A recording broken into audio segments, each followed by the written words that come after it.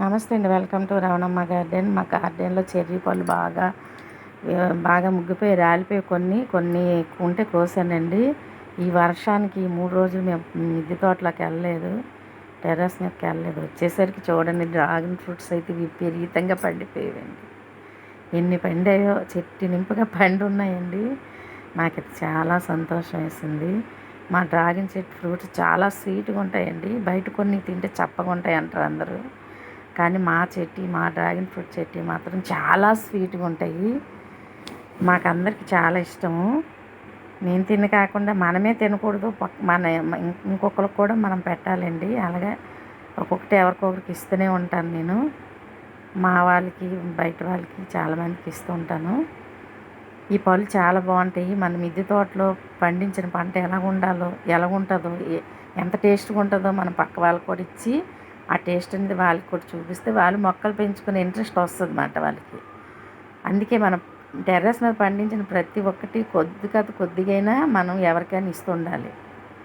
వాళ్ళకి ఇంట్రెస్ట్ వస్తుంది, అబ్బాయి ఇలా పండిస్తున్నారు, ఇంత బాగా పండిస్తున్నారు, మేము పండించుకుంటే బాగుంటుంది నాకు ఆలోచన వస్తుంది అన్నమాట.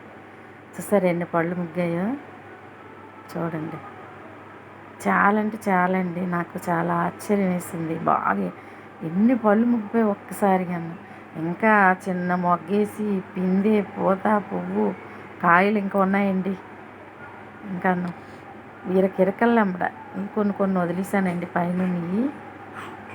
కింద ఇవ్వండి, ఈ మధ్యలో నాకు అందినవి ఆ ఇరకల్లో ఉన్నాయి. కొన్ని కోసాను, ఇంకా కొన్ని ఉన్నాయి.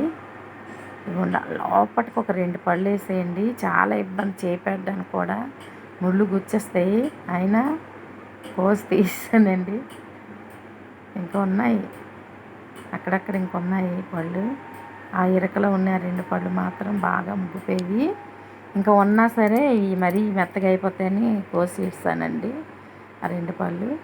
ఇంకైతే పళ్ళు ఉన్నాయండి. ఇది మా డ్రాగన్ ఫ్రూట్స్గా ఉన్నాయి. ఇంకా అక్కడక్కడ ఉన్న ఇరకల్లో పైన అవన్నీ ఉన్నాయి, అవి ఉంచుతానండి. ఇవి కోసాను.